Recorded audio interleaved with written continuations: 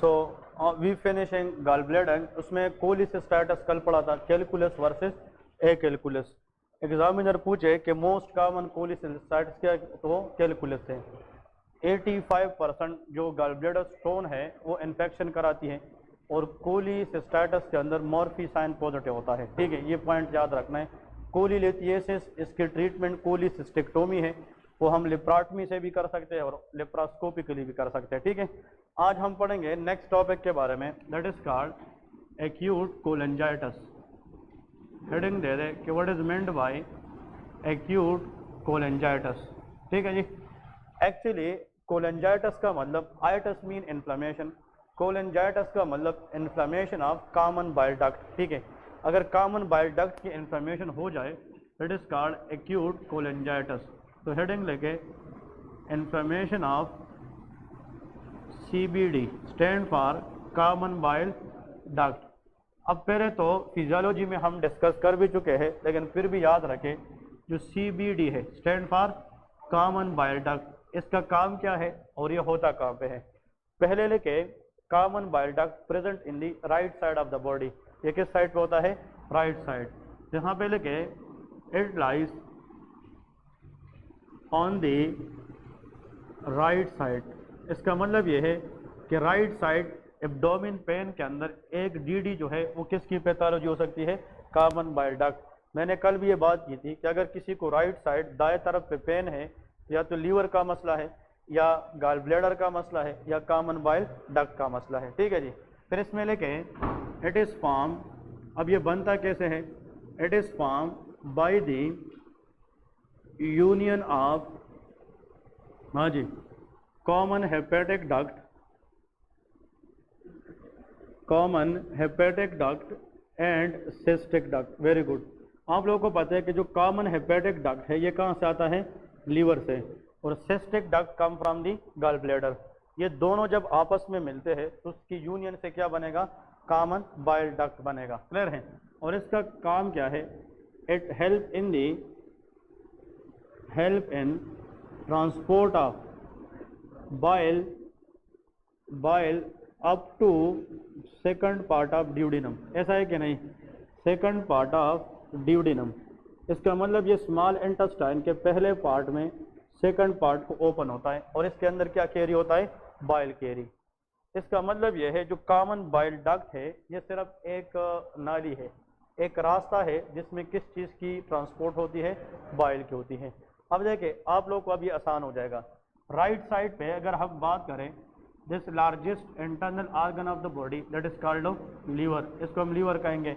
Liver को हम divide करते हैं दो लोब्स में। इधर देखें, this is left lobe and this is right lobe. इसको हम नाम देते हैं right hepatic lobe. Hepatic is the word use for liver. इसको हम क्या कहेंगे, लेफ्ट हेपेटिक लोब। ऐसा है कि नहीं, left hepatic lobe and right hepatic lobe. Clear है। इस राइट लोब से एक डक्ट निकलता है, सुन ले, इसका नाम है राइट हेपेटिक डक्ट। इसका नाम क्या है, राइट हेपेटिक। तो इससे क्या निकलेगा, शाबाश, anyone, that is called left hepatic duct. बात समझ रहे हैं क्या नहीं। अब ये दोनों डक्ट, लेफ्ट हेपेटिक डक्ट और राइट हेपेटिक डक्ट, ये जब बाहर निकलते हैं लीवर से तो आपस में मिल जाते हैं, और जब ये मिलते हैं तो इससे कितने डक्ट बनते हैं, एक। इसको कॉमन हेपेटिक डक्ट कहते हैं। क्या कहते हैं, कॉमन हेपेटिक।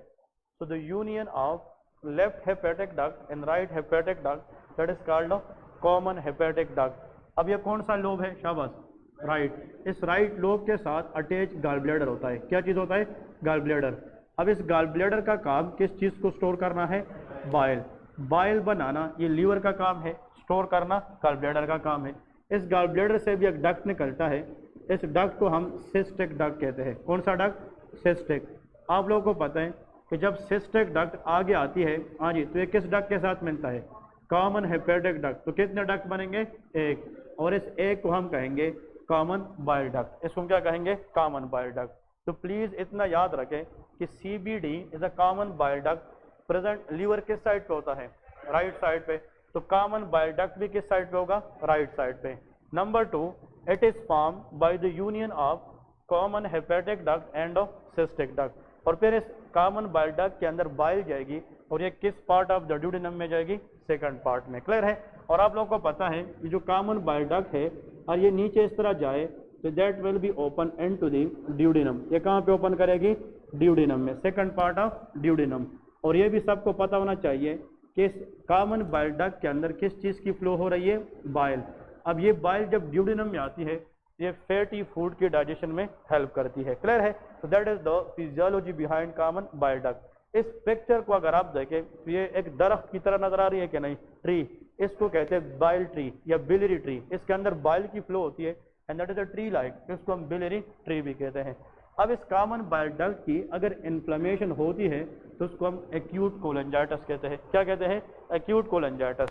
तो लेकिन काजेज क्या है? वो कौन कौन सी काजेज है जिसमें कॉमन बाइल डक्ट की इन्फ्लेमेशन चांसेस ज़्यादा होती हैं? Number 1 E coli. विच बैक्टीरिया? E coli. ये नाम सुने कि नहीं?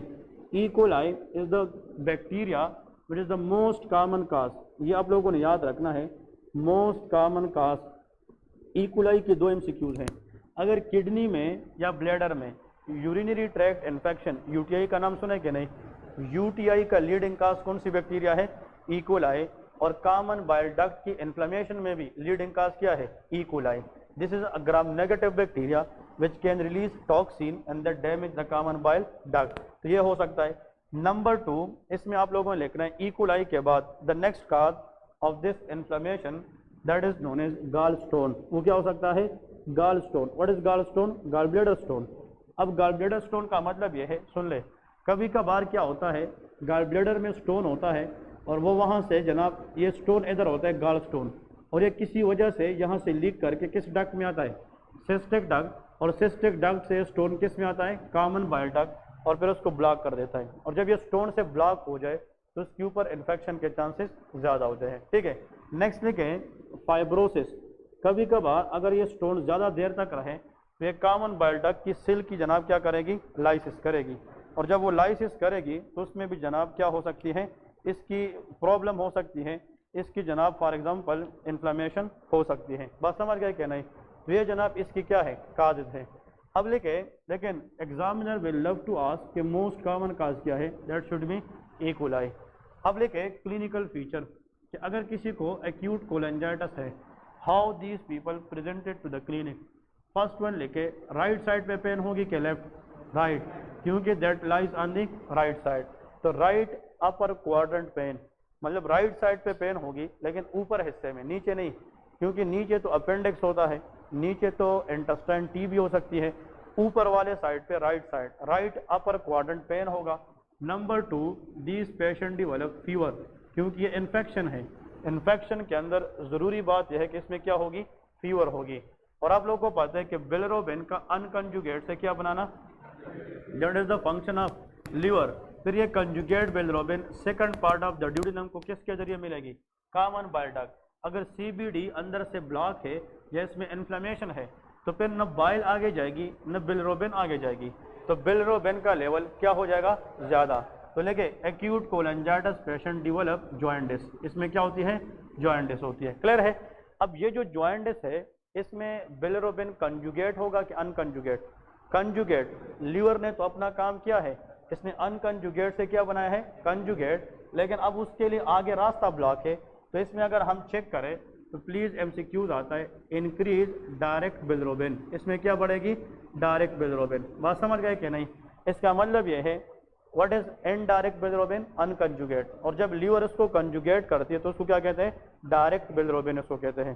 तो इसका मतलब यह है कि लीवर जो है वो अनकंजुगेट को कंजुगेट करेगी, तो फिर उस कंजुगेट बिलिरुबिन को चाहिए कि वो ड्यूडेनम तक जाए। और आप लोग को याद होगा उससे यूरोबिलिनोजिन बनता था, लेकिन इस ड्यूडेनम तक पहुंचाना बिलिरुबिन का किसका काम है? Common bile duct. अगर वो अंदर से इन्फ्लेम्ड है या ब्लॉक है तो फिर कंजुगेट बिलिरुबिन आगे नहीं जाएगा, और कंजुगेट बिलिरुबिन का दूसरा नाम क्या है? Direct bilirubin. अब ये जो डायरेक्ट बिलिरुबिन बढ़ गया है उसने तो जॉइंटिस की है।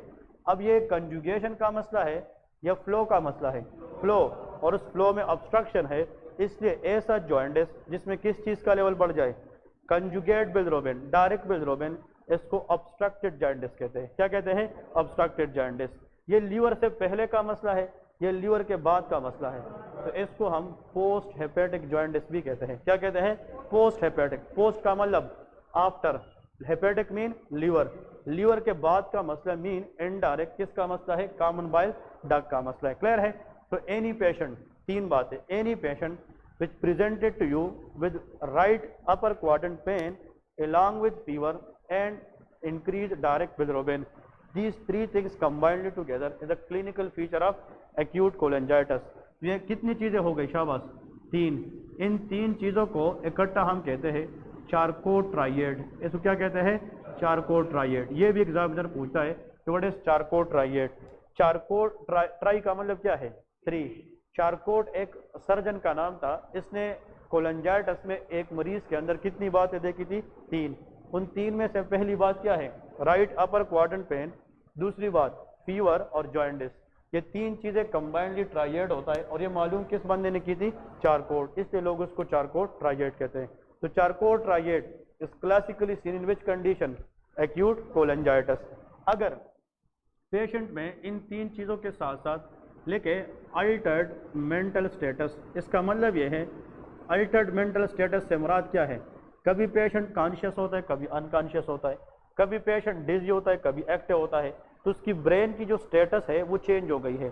कभी वो मोर एक्टिव होता है, कभी लेस एक्टिव होता है, कभी वो अपने बंदे को पहचान सकता है, कभी नहीं पहचान सकता, कभी वो कॉन्शियस है, कभी तो अनकॉन्शियस है। तो इसको हम क्या कहते हैं?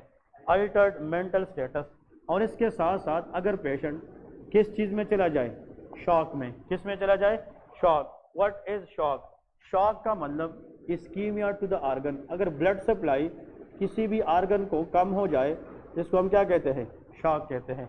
That is called hypoperfusion. इसको क्या कहते हैं? Hypoperfusion. Hypo mean decrease, perfusion mean blood supply. किसी भी ऑर्गन को अगर इतना ब्लड ना मिले जिसपे वो ऑर्गन काम कर सके तो उसको हम शॉक कहते हैं। क्या कहते हैं? शॉक। अब दो बातें, अगर एक पेशेंट है उसको क्या है? Number one, right upper quadrant pain, fever and jaundice है, तो उसको चारकोटो ट्राइएड कहते हैं। And that is early features of which condition? Acute cholangitis. लेकिन अगर इन तीनों पे पेशेंट अपने आप को इग्नोर करे तो इन तीनों से बात पांच पे जा सकती है। Fourth number symptom Altered mental status changes, और एक क्या होगा? शाबाश, शॉक में। तो ये कितनी बातें हो गई? शाबाश, पांच। चारकोट ट्राइएड भी साथ हो गया और दो और भी हो गई, तो कितनी हो गई?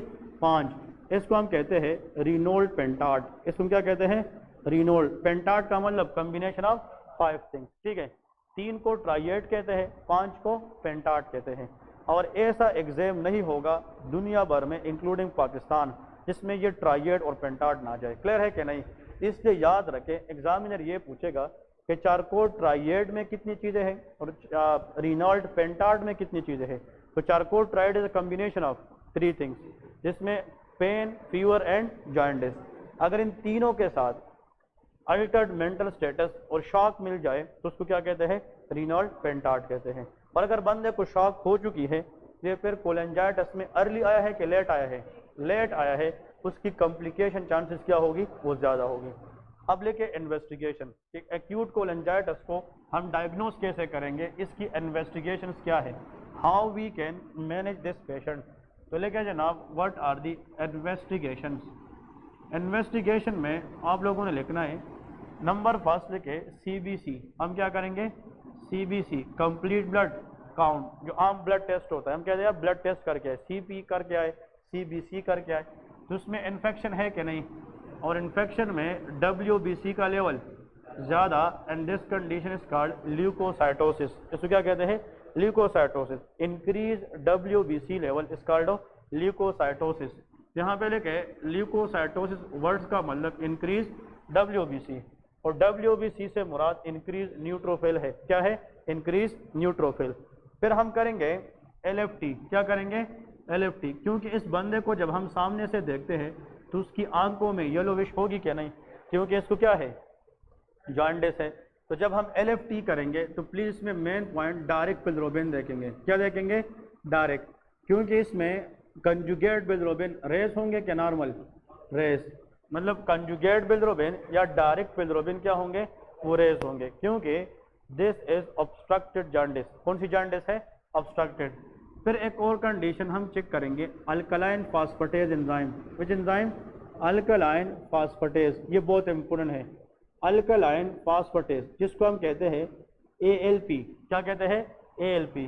ALP enzyme that should B raised, वो भी क्या होगी? रेस्ड। आप लोगों को अगर याद है 2 दिन पहले, इसलिए मैं कहता हूँ डेली क्लास लिया करें तो समझ आएगी कि मेडिसिन क्या चीज़ है। 2 दिन पहले हमने ये बात की थी कि लीवर में ALT और AST होता है, याद है कि नहीं? उसका रेज होना लीवर इंजरी है, और ALP का रेज होना, it may be 2 things, it may be bone problem और it may be common bile duct problem. ये जो ALP है, अल्कलाइन फास्फेटेज, ये एंजाइम बॉडी की कितनी पार्ट से आ सकती है? 2। उसमें से एक है कॉमन बाइल डक्ट और दूसरा बोन्स। अगर किसी को ALP रेज है और उसका क्या चीज़ भी रेज है? डायरेक्ट बिलिरुबिन, तो फिर बोन का मसला है कि CBD? फिर ये CBD है। अगर ALP रेस के साथ बिलिरुबिन नॉर्मल है तो फिर ये बोन का मसला हो सकता है। क्लियर है कि नहीं? तो ये पॉइंट याद रखें। आखिर में एक टेस्ट करते हैं जिसको हम कहते हैं ERCP। ये नाम सुना है कि नहीं? ERCP। इसका अगर फुल फॉर्म किसी ने याद करना है ठीक है, वरना ERCP इज इनफ। लेकिन E stand for endoscopic. E का मतलब क्या है? एंडोस्कोपिक। अब सुन ले। R stand for retrograde. R का मतलब क्या है? रेट्रोग्रेड। क्लियर है? और C stand for cholangio. C stand for cholangio. And P stand for पेंक्रियाटिकोग्राफी।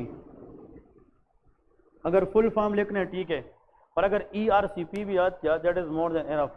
फिर खाना खाने के बाद इसको याद करना है, ठीक है ना? Endoscopic, retrograde, cholangio, pancreaticography. ये 44 वर्ड से बना है। क्लियर है कि नहीं? 44 वर्ड से बना है, ठीक है ना? तो ERCP। अब ये है क्या चीज़? ये एक एंडोस्कोपिक प्रोसीजर है। क्या चीज़ है? एंडोस्कोपिक। अब मुझे ये बताए what is this? Common bile duct. ये कहाँ पे ओपन होता है? Second part of duodenum. और इसी सेकंड पार्ट में ऊपर से एक और डक्ट आता है विच इज पेंक्रियाटिक डक्ट। इसको क्या कहते हैं? पेंक्रियाटिक। पेंक्रियास से डक्ट आता है कि नहीं? Pancreatic duct. अब इधर सुन ले तो आसान हो जाएगा। कैमरे के जरिए ऐसा प्रोसीजर जो अंदर से की जाए दैट इज एंडोस्कोपिक, उस पे हम देख सके किस चीज़ को? कोलेंजियो, कोलेंजाइटिस किससे रिलेटेड है? Common bile duct. Common bile duct भी देखे और फिर वापस आ जाए किसको भी देखे? पेंक्रियास। तो कॉमन बाइल डक्ट को देना ये कोलेंजियो है, फिर वापस उस प्रोसीजर को लाके वापस लाना ये क्या है? रेट्रोग्रेड। और किसको पिक्चर देखना? पेंक्रियास। और इसकी ग्राफिकल रिप्रेजेंटेशन चेक करना, इसको हम ERCP। ERCP एक ऐसा एंडोस्कोपिक प्रोसीजर होता है जिसमें हम 2 चीज़ें चेक कर सकते हैं, common bile duct and pancreas. Clear है कि नहीं? ये जो ERCP है ये हमें ये बताता है कि ये जो कोलेंजाइटिस है इसका का स्टोन तो नहीं है, क्योंकि ये हमें कॉमन बाइल डक्ट के अंदर स्टोन बता सकता है कि कहीं पे स्टोन वगैरह तो नहीं है। और अगर हमें स्टोन कहाँ पे मिल जाए? हाँ जी, common bile duct, that condition is called what is this? हाँ जी, choli, what is this? Choledocholithiasis. इसको क्या कहते हैं? कोली डोकोलेथिएसिस। कोली का मतलब कोली डोकोलेथिएसिस। इसका मतलब यह है कि अगर स्टोन कोली डोको सही था लेथिएसिस, इसका मतलब यह है कि अगर कोली लेथिएसिस आ जाए तो stone in the gall bladder है, लेकिन अगर कोली डोको लेथिएसिस आ जाए तो stone in the common bile duct है। इसमें डोको का वर्ड डक्ट है। क्या है? डक्ट। तो इसमें कॉमन बाइल डक्ट के अंदर स्टोन है। इसका मतलब ERCP हमें यह बताएगी कि कॉमन बाइल डक्ट में स्टोन है कि नहीं, और अगर है तो फिर रिमूव कैसे करना है, तो उसके जरिए हम क्या करेंगे? रिमूव। अगर हमें स्टोन का पता चले तो उस कैमरे के जरिए हम उसको क्या कर सकेंगे? निकाल। तो सुन ले, ERCP एक ऐसा प्रोसीजर है कि डिजीज को डायग्नोज भी करता है, और अगर स्टोन इस पर दिख जाए तो उसके जरिए हम रिमूव। तो सुन ले, ये एक वर्ड है जो पूरी जिंदगी हेल्प करेगा। ERCP क्या है? It is a procedure which is diagnostic as well as therapeutic. ये डायग्नोस्टिक भी है और थेराप्यूटिक भी है। इससे हम चीज़ को डायग्नोज भी करेंगे और उसके गाइडेड उस स्टोन को हम रिमूव भी करेंगे। तो फॉर द ट्रीटमेंट भी यूज होता है और फॉर द डायग्नोज भी यूज होता है। क्लियर है? लेकिन anything in the CBD the best option we have ERCP। Clear है? अब इसके बाद लेके ट्रीटमेंट कि एक्यूट कोलेंजाइटिस की ट्रीटमेंट क्या है। हाँ, लास्ट के अल्ट्रासाउंड भी करते हैं। क्या करते हैं? USG ultrasound. ये हमें स्वलन क्या बताएगा? CBD। कॉमन बाइल डक्ट क्या बताएगा? स्वलन। क्योंकि इन्फ्लेमेशन में कॉमन बाइल डक्ट की क्या होगी, स्वेलिंग होगी क्या नहीं। तो swollen CBD that will be showed by what answer is ultrasound. अब लेके जनाब ट्रीटमेंट, ट्रीटमेंट क्या है शाबाश। नंबर 1, इस पेशेंट को जनाब इन्फेक्शन है, इन्फेक्शन से फीवर हुआ है कि नहीं। फीवर के लिए एंटीपायरेटिक्स देंगे, क्या देंगे, एंटीपायरेटिक्स, पैरासीटामोल।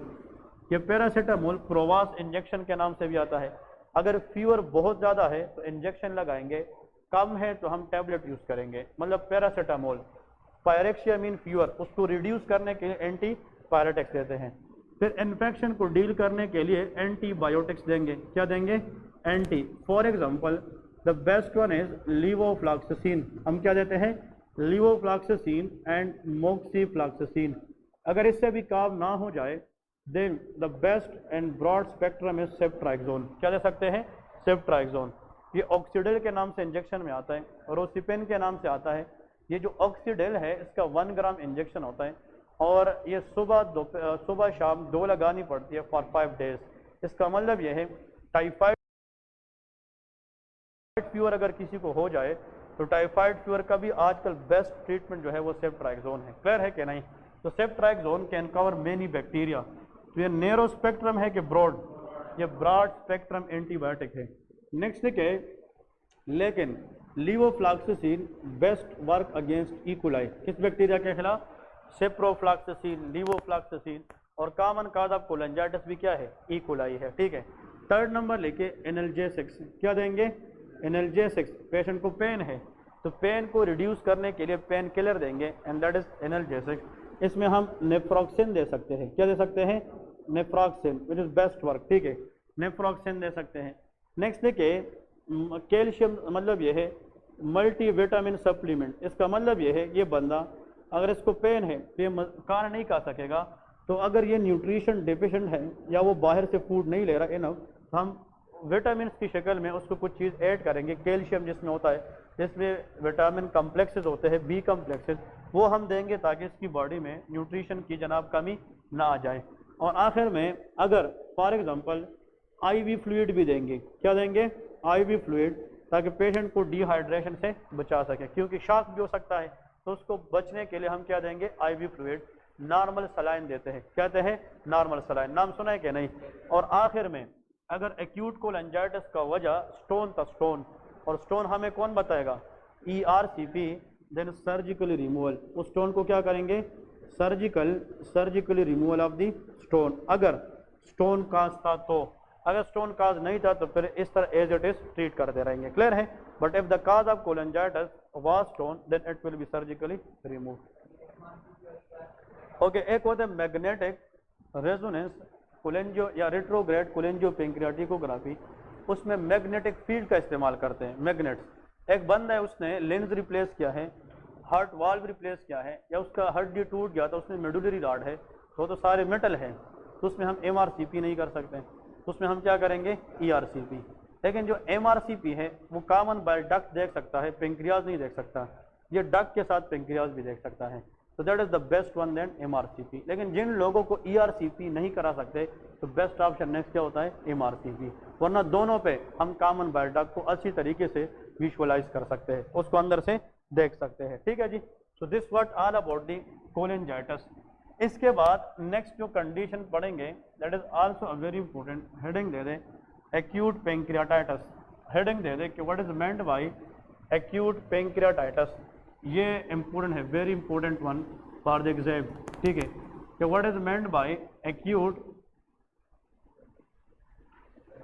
पेंक्रियाटाइटिस, ठीक है जी। एक्यूट पेंक्रियाटाइटिस में याद रखें, इसको अगर हम डिफाइन करें तो लिखे auto digestion of pancreas. Auto mean खुद, self, auto digestion of pancreas due to its enzyme. या इसमें लिखे inflammation of pancreas due to abnormal activation of pancreatic enzymes. इसका मतलब यह है कि जो पेंक्रियाज एंजाइम बनाता है वो इनएक्टिव फॉर्म में होते हैं। किस फॉर्म में, इनएक्टिव। गलती से अगर वो पेंक्रियाज के अंदर एक्टिव हो जाए तो वो पेंक्रियाज के लिए डैमेजिंग है। Normally the enzymes that is produced by pancreas is inactive in the pancreas, they become activated in the duodenum. लेकिन अगर गलती से पेंक्रियाज के एंजाइम जो इनएक्टिव होने चाहिए वो गलती से क्या हो जाए, एक्टिव, और पेंक्रियाज में ही हो जाए तो फिर उसको नुकसान पहुंचाएगी क्या, नहीं, और उस नुकसान से पेंक्रियाज की इन्फ्लेमेशन होगी जिसको हम एक्यूट पेंक्रियाटाइटिस कहेंगे। अब आप लोग को ये पता होना चाहिए, देखें इसकी काजेस क्या है। पहले काज लेके फिर आप लोग को एक कंसेप्ट समझाता हूँ, that will be very very easy. अगर एग्जाम में आ जाए कि the most common cause of pancreatitis in Pakistan that is gall stone obstruction, ये क्या होता है, गॉल स्टोन ऑब्स्ट्रक्शन। ये मैं डिस्कस करूंगा कैसे, लेकिन प्लीज याद रखें MCC stand for most common काज। फिर गॉल स्टोन के बाद the next common cause of pancreatitis that is ethanol, क्या है, इथेनॉल मीन अल्कोहल, क्या है, अल्कोहल। जो लोग अल्कोहलिक होते हैं, अल्कोहल कंजम्पशन करते हैं और ज़्यादा करते हैं और लॉन्ग रन में करते हैं, तो उनमें लंग कैंसर भी हो सकता है, उनमें लीवर फेलियर भी हो सकता है, उनमें पेंक्रियाटाइटिस भी। Alcohol can damage multiple organs in the body including pancreas. तो इथेनॉल इज अल्कोहल, इसकी कंजम्पशन से भी क्या हो सकती है, पेंक्रियाटाइटिस।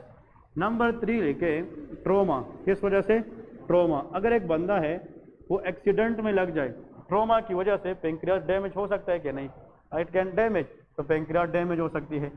नंबर नेक्स्ट लेके हमारे पास यहाँ पे लेके कि another very common question that is called scorpion bite, किससे हो सकता है, स्कॉर्पियन बाइट। मतलब ये इम्पोर्टेंट नहीं है, लीस्ट इम्पोर्टेंट, मतलब ये है कि इतना इम्पोर्टेंट नहीं है, जस्ट थ्योरी में है, इसके क्वेश्चन नहीं आते, ठीक है।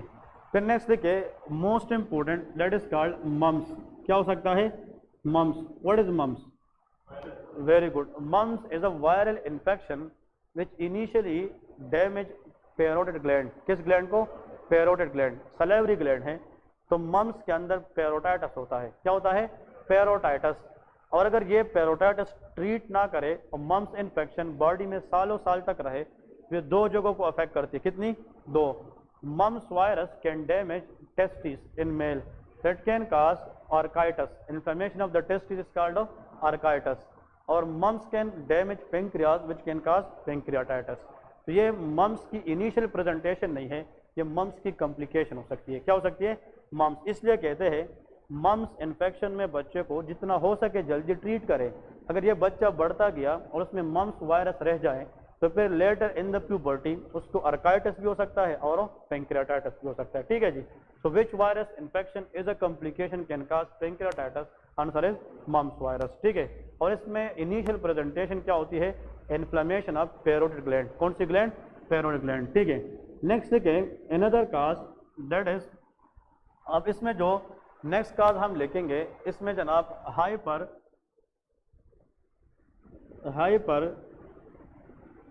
हाइपरलिपिडीमिया, कौन सी चीज़, हाइपरलिपिडीमिया या hyper calcaemia. What is this, अगर एक पेशेंट है उसमें कैल्शियम की मिकदार ज़्यादा हो या लिपिड की, तो excess lipid and calcium can also deposit on the liver and the damage it, clear है। तो excess lipids and excess calcium in the blood again in the long run should be damaging for the liver, ये भी जनाब liver को क्या कर सकती है, डैमेज कर सकती है। नेक्स्ट देखें ERCP, कौन सी चीज़, ERCP, वाई, ये ERCP क्या था, ये तो एक प्रोसीजर है एंडोस्कोपिक। अगर ये वो सर्जन करे जिसकी एक्सपीरियंस ना हो तो गलती से ये पेंक्रियास को इंजरी कर सकता है क्या, नहीं। तो ERCP तो एक प्रोसीजर है लेकिन it should be done by experience surgeon. लेकिन अगर किसी को इसका तरीका नहीं आता तो गलती से ये किसको डैमेज कर सकता है, पेंक्रियास को, that can also lead to pancreatitis. Next देखिए कुछ ड्रग्स है, कुछ ड्रग्स ऐसी है कि वो भी पेंक्रियास को क्या कर सकती हैं, डैमेज कर सकती हैं। और इसमें लेके for example that is didanosine, which drug, didanosine, ये MCQs आता है, ठीक है। Didanosine is a drug which is a side effect can cause pancreatitis, okay. AIDS का नाम सुना है क्या, नहीं, एड्स का काज क्या है, HIV वायरस है, क्या है, HIV, हम कहते हैं ना human immune virus. HIV is a RNA virus which can cause AIDS. अब एड्स की ट्रीटमेंट कंप्लीटली नहीं है लेकिन इसको हम कम कर सकते हैं, एड्स को हम रोक सकते हैं लेकिन उसको कंप्लीटली क्योर नहीं कर सकते। एड्स की ट्रीटमेंट में एक ड्रग यूज होता है जिसको डेडानोसिन कहते हैं। तो आप लोग इसके ब्रैकेट में लेके एंटी HIV ड्रग, इसका मतलब ये वो ड्रग है जो हम आगे पढ़ेंगे फार्मा में, और ये हम किस वायरस के खिलाफ यूज करेंगे, HIV। लेकिन इस ड्रग की डोज अगर हम बढ़ाएं और ज़्यादा देर से यूज करें तो ये फिर लॉन्ग रन में किसको डैमेज करेगी, pancreas, and it can cause of pancreatitis. Clear है। तो पाकिस्तान में the most common cause of pancreatitis that is gall stone obstruction, लेकिन यूरोपियन कंट्रीज के अंदर most common cause is ethanol. Clear है। अब देखिए यहाँ पे एक पॉइंट है, आप लोग मुझे ये बताएं, जो फूड पाइप है दैट इज कॉल्ड एसोफेगस, फिर क्या है, स्टमक। अब जिसने ये कंसेप्ट सीख लिया उसका ये वाला पूरा आसान हो जाएगा। स्टमक के बाद क्या स्टार्ट होता है, what is this, that is duodenum. क्या है, duodenum, that is duodenum which is the part of small intestine. Duodenum जो है इसको हम डिवाइड करते हैं कितने पार्ट्स में, 4 में। वेरी गुड, कितने में, 4। First part of the duodenum, second, third and fourth part. यहाँ पे जनाब लीवर था, लीवर, लीवर से कौन सा डक्ट निकलता है बताए, कॉमन हेपेटिक डक्ट, और गॉल ब्लैडर से सिस्टिक डक्ट, और ये दोनों मिलकर क्या बनाते हैं, कॉमन बाइल डक्ट, और वो इधर आके कहाँ पे आता है, सेकंड पार्ट ऑफ ड्यूडिनम। याद है कि नहीं। इस यहाँ पे एक इस तरह ग्लैंड पड़ा है and this gland is pancreas. ये क्या है, पेंक्रियास।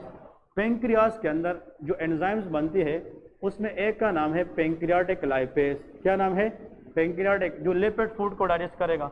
एक होता है पेंक्रियाटिक अमाइलेज, कौन सा, जो कार्बोहाइड्रेट को डाइजेस्ट करेगा। एक होता है पेंक्रियाटिक ट्रेप्सिनोजेन, कौन सा होगा, ट्रेप्सिनोजेन। अब ये सारे के सारे जितने भी एंजाइम पेंक्रियास बनाता है, ये सारे के सारे, इन सब को इकट्ठा हम कहते हैं जाइमोजिन। क्या कहते हैं, जाइमोजिन। जिनका मतलब क्या है, इनएक्टिव है। क्या है, इनएक्टिव। ये सारे एंजाइम क्या कहलाते हैं, जाइमोजिन, और ये पेंक्रियास में क्या होते हैं, इनएक्टिव होते हैं।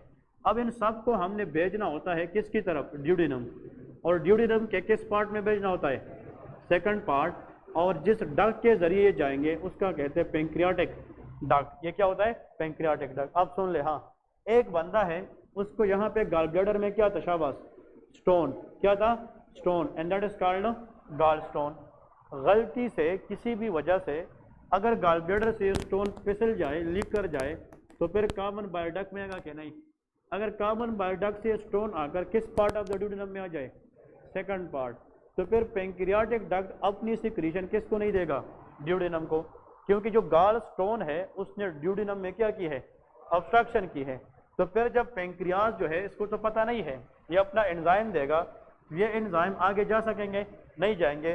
तो फिर ये एंजाइम अगर आगे नहीं जाएंगे तो फिर ये वापस आएंगे, और जब ये एंजाइम वापस पेंक्रियास की तरफ आएंगे तो ये नॉर्मल है कि एबनॉर्मल, एबनॉर्मल। और इस एबनॉर्मल मूवमेंट की वजह से ये एंजाइम पेंक्रियास के अंदर इनएक्टिव से क्या हो जाएंगे, एक्टिव हो जाएंगे। And this active enzyme for the pancreas is dangerous, और ये पेंक्रियास को अंदर से डैमेज करके एक्यूट क्या कराएंगे, पेंक्रियाटाइटिस कराएंगे। क्लियर है कि नहीं। So how gall stone obstruction can cause pancreatitis.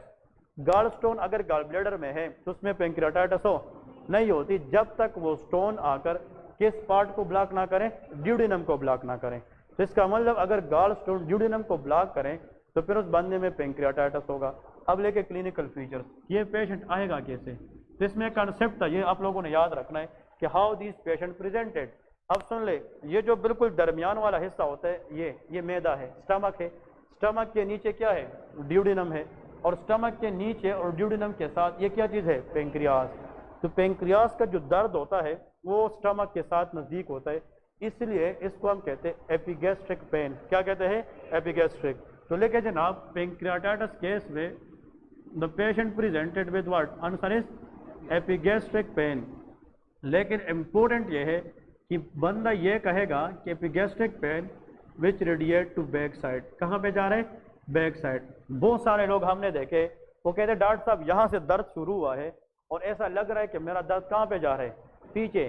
तो इसका मतलब ऐसा पेन जो यहाँ पे हो और यहाँ ही हो तो वो फिर स्टमक हो सकता है। क्या है, stomach. Epigastric pain if limited to one area that may be stomach. लेकिन अगर एपिगैस्ट्रिक पेन कहाँ पे जा रही है, बैक, तो फिर वो पेंक्रियाटाइटिस हो सकता है। क्लियर है कि नहीं। तो ये लोकलाइज पेन है या स्प्रेडिंग पेन है, ये स्प्रेडिंग है, इसको हम कहते हैं रेडिएटिंग पेन। क्या कहते हैं, रेडिएटिंग। और जब बंदा, आप लोग देखें इन एंजाइम का काम क्या है, खुराक की डाइजेशन करना है। क्या करना है? अगर हम खुराक खाए तो फिर पेंक्रियाज इन बंदों को भेजेगा ताकि ड्यूडेनम में उसको क्या करे? डाइजेस्ट। अगर यहाँ पे गाल स्टोन है, वे एंजाइम आगे जाएंगे? नहीं जाएंगे, तो खुराक डाइजेस्ट होगी। जब नहीं होगी तो हम दोबारा उसको उल्टियों में वापस फेंकेंगे, तो लेके वोमिटिंग। पेंक्रियाटाइटिस के अंदर पेशेंट को नोजिया एंड क्या होगी? वोमिटिंग। अब देखें, कभी कभार हम कहते हैं कि यार मुझे जो है ऐसा लग रहा है कि अभी मैंने उल्टी करनी है। हम गाड़ी चलाते हैं, गाड़ी में जा रहे होते हैं, कहते हैं रोके रोके यार मुझे उल्टी आ रही है, गाड़ी रोक लेते हैं। जब बाहर आते हैं तो इंसान को लगता है कि मैंने उल्टियाँ करनी है, लेकिन उसने उल्टी नहीं की होती। Feeling of vomiting is called nausea. इसको क्या कहते हैं? नोजिया। और जब बंदा वोमिटस निकाले तो उसको क्या कहते हैं? वोमिटिंग। तो इनिशियली नोजिया होता है, फिर वोमिटिंग होता है। और यहाँ पे नेक्स्ट देखें कि यहाँ पे अगर पेंक्रियाटाइटिस है तो उसके अंदर ये एंजाइम अगर आगे नहीं जाएगी तो फूड की डाइजेशन होगी? नहीं होगी। तो उस खुराक से हमें जनाब कुछ न्यूट्रिशन मिलेगी? नहीं मिलेगी। तो इंसान को फटीग होगा, सुस्ती होगी, थकावट होगी, क्योंकि जो खाएगा वो सही तरीके से डाइजेस्ट नहीं करेगा। तो इंसान की बॉडी में वीकनेस होगी, and that is called fatigue. अब आप लोग सिर्फ इतना याद रखें, any patient which is brought to the clinic with a history of sudden onset epigastric pain, sudden onset बैठे बैठाए एपिगैस्ट्रिक पेन है, और वो कहाँ पे रेडिएट कर रहा है? Back side with episodes of vomit. Think about pancreatitis until proven otherwise. ये बहुत इंपॉर्टेंट है, ठीक है ना? ये हमेशा पेंक्रियाटाइटिस होता है। अब क्वेश्चन ये है कि अगर एक पेशेंट है, वो अस्पताल लाया गया है और उसके जनाब घर वाले कहते हैं कि यार इस बंदे को अभी अचानक यहाँ पे हाथ उसने रखा, कहते हैं कि यहाँ पे दर्द है, और 2 मिनट के बाद कहते हैं कि वो दर्द ऐसा लग रहा है कि मेरी बैक साइड पे चली गई है। और इस बंदे को पिछले 1 साल से अल्ट्रासाउंड में था कि उसको गाल क्या थे? स्टोन। इसका मतलब गाल ब्लैडर स्टोन 1 साल से तो थे, लेकिन अब वो स्टोन वहां से निकल के कहाँ पे आई है? ड्यूडेनम में, और उसने पेंक्रियाटाइटिस कराया है। क्लियर है कि नहीं? तो ये बहुत इंपॉर्टेंट पॉइंट है, आप लोगों ने याद रखना है कि ये इसकी मेन प्रेजेंटिंग जो कंप्लेंट है वो एपिगैस्ट्रिक पेन है जो बैक की तरफ जाता है। ठीक है जी। अब लेके इन्वेस्टिगेशन, जिसको हम डायग्नोस कैसे करेंगे? आपके पास इस तरह को कोई पेशेंट आए तो हाउ यू कैन डायग्नोस। अब सुन ले, यहाँ पे लिखे डायग्नोसिस। हम डायग्नोसिस करेंगे तो डायग्नोस में नंबर 1 हम ब्लड के अंदर चेक करेंगे लाइपेज एंजाइम। कौन सा? लाइपेज। और एक और एंजाइम चेक करेंगे जिसका नाम क्या है? Amylase enzyme. कौन सा? अमाइलेज। ब्लड को सीरम भी कहते हैं।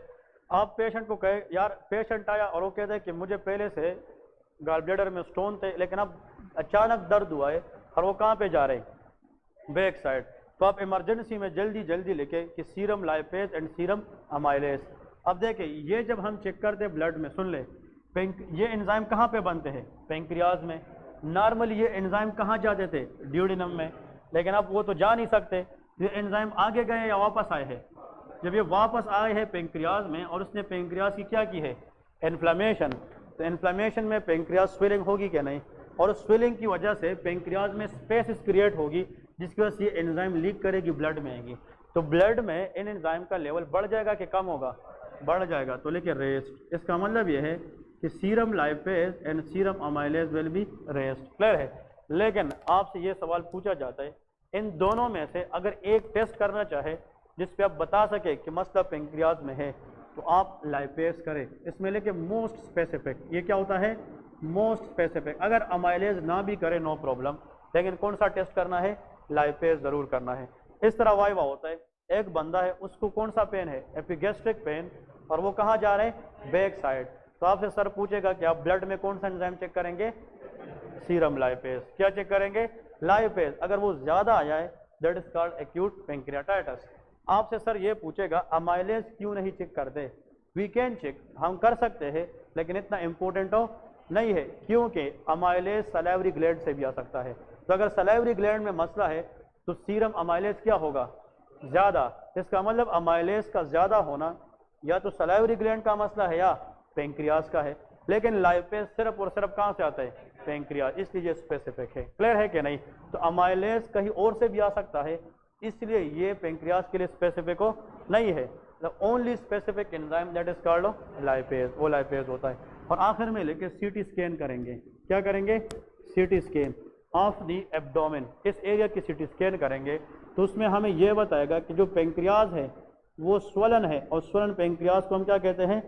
इन्फ्लेम्ड पेंक्रियास, इसको क्या कहते हैं? इन्फ्लेम्ड। इन्फ्लेम मीन कि इन्फ्लेमेशन हुई है और पेंक्रियास की साइज क्या हो चुकी है? बढ़ चुकी है, उसकी स्वेलिंग हुई है। इन्फ्लेम्ड पेंक्रियास हमें सीटी स्कैन बताएगा। क्लियर है? अब लेके ट्रीटमेंट क्या है? शाबाश। इसकी ट्रीटमेंट में हम क्या करेंगे? नंबर 1, जब भी पेंक्रियाटाइटिस पेशेंट आ जाए, एनपीओ क्या करेंगे? एनपीओ मीन नथिंग पर ओरल, कि ओरली कुछ नहीं देंगे। इसका मतलब यह है कि बंदे को न पानी देंगे न खुराक देंगे। वजह क्या है? अब अगर इसको हम कुछ खिलाएं इस बंदे को, तो वो फूड तो नीचे आएगा, उस फूड को डाइजेस्ट करने के लिए पेंक्रियाटिक एंजाइम चाहिए कि नहीं, लेकिन वो एंजाइम आगे जा नहीं सकते, तो इसका मसला मजीद ज़्यादा होगा कि नहीं। इसलिए जब तक हम वजह ट्रीट ना करें तब तक इसको बाहर से कुछ भी नहीं देंगे। दैट इज कॉल्ड नील पर ओरल या नथिंग पर ओरल, ओरली कुछ नहीं देंगे। फिर नेक्स्ट सवाल यह है कि अगर बंदा 1 दिन ना खाए, 2 दिन ना खाए, बंदा तो खराब हो जाएगा, उसको कुछ मिलेगा नहीं। ग्लूकोज चाहिए किसके लिए? ब्रेन के लिए। तो लेके उस ब्रेन को ग्लूकोज कैसे देंगे? हम डेक्सट्रोज ड्रिप चलाएंगे। क्या चलाएंगे? डेक्सट्रोज। डेक्सट्रोज क्या है? ये ग्लूकोज है। तो हम फूड में ग्लूकोज नहीं देंगे ओरली, लेकिन किस में देंगे? ड्रिप में देंगे, आईवी में। यहाँ पे लेके आईवी फ्लूइड, हम आईवी फ्लूइड देंगे ताकि इसकी जो बॉडी की रिक्वायरमेंट है वो भी पूरी हो। एंड 5% डेक्सट्रोज भी देंगे। क्या देंगे? 5%। ये ग्लूकोज है। ये ग्लूकोज इसलिए दे रहे क्योंकि बाहर से कुछ दे नहीं रहे, तो इसको हम आईवी में डेक्सट्रोज देंगे। और ये ग्लूकोज इसलिए दे रहे ताकि किसको? अपना डिमांड पूरा हो, ब्रेन को। ठीक है? और बंदा आपसे अनकॉन्शियस ना हो जाए। इसको पेन है कि नहीं? पेन को कम करने के लिए एनाल्जेसिक देते हैं। कहते हैं एनाल्जेसिक, स्ट्रांगेस्ट एनाल्जेसिक। इसमें या तो नेफ्रोक्सिन देते हैं या मॉर्फिन देते हैं। कहते हैं मॉर्फिन का नाम सुना है कि नहीं? Morphine is a strong analgesic. ठीक है? यहाँ पे मॉर्फिन या नेफ्रोक्सिन देते हैं। और दूसरी बात यह है कि एंटी इमेटिक्स देते हैं। क्या देते हैं? Anti emetics, those medicine which decrease vomiting, इसको हम कहते हैं एंटी इमेटिक। पेल्टान सी का नाम सुना होगा, डोमेल सिरप का नाम सुना होगा, या ग्रेविनेट इंजेक्शन का नाम सुना है। इन लोगों को हम ग्रेविनेट लगाते हैं। क्लियर है कि नहीं? अगर इन लोगों को वोमिटिंग ज़्यादा हो रही है तो उसके लिए हम एंटी इमेटिक्स देंगे। ये हमें डिस्कस करूंगा फार्माकोलॉजी पार्ट में कि उसको हमने कैसे डिस्कस करना है। अब अगर कॉम्प्लिकेशन आपसे वैसे कोई पूछे, एक्यूट पेंक्रियाटाइटिस है और आपने वो ट्रीट ना किया, तो आगे क्या हो सकता है? ये मसला बार बार लॉन्ग रन में जा सकता है कि नहीं? The most common complication of acute pancreatitis is chronic pancreatitis. क्या हो सकता है? क्रोनिक। और इंशाल्लाह कल से पढ़ेंगे। ठीक है? क्रोनिक पेंक्रियाटाइटिस आज लोग की पेपर है। कल chronic pancreatitis porcelain gall bladder and pancreatic adenocarcinoma versus insulinoma and glucagonoma, ये पैथोलॉजी पार्ट करके परसों इंशाल्लाह इसकी फार्मा पढ़ेंगे। ठीक है जी? हाँ, कर सकते हैं, बिल्कुल कर सकते हैं। अल्ट्रासाउंड करेंगे, टाइम भी कम लगेगा पेंक्रियाज, लेकिन डिग्री ऑफ स्वेलिंग कौन बताएगा? वो सीटी स्कैन बताता है। सीटी स्कैन ये भी बताता है कि इसमें फ्लूइड है कि नहीं, एंजाइम अक्यूमुलेशन है कि नहीं, लेकिन इट विल टेक टाइम और एक्सपेंसिव भी है। तो बेटर यह है कि इमरजेंसी केस पे हम लाइपेस को देखकर तो ट्रीटमेंट स्टार्ट करेंगे ना, ये पेंक्रियाटाइटिस है, लेकिन डिग्री ऑफ इन्फ्लेमेशन हमें सीटी स्कैन बताएगा। इससे पहले हम अल्ट्रासाउंड भी कर सकते हैं। ठीक है जी? कल इंशाल्लाह 9 बजे मिलते हैं। ठीक है?